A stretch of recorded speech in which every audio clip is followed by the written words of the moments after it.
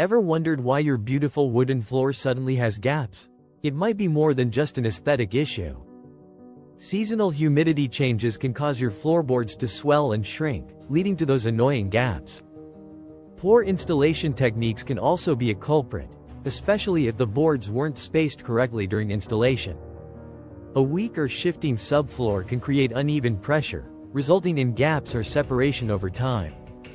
Visible gaps, loose or creaking boards, and floorboard cupping are clear signs that your wooden floor needs repair. While DIY repairs might seem tempting, wood is a natural material that reacts unpredictably to environmental changes. For small gaps, wood filler or a mix of PVA glue and sawdust can be used, but these are not always long-term solutions. Professionals use specialized equipment and techniques to ensure durable repairs that maintain the floor's structural integrity. Maintaining proper indoor humidity levels and regular floor maintenance can prevent future wood floor separation.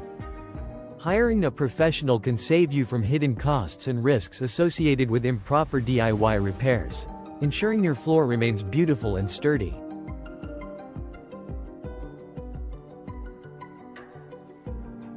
Subscribe now.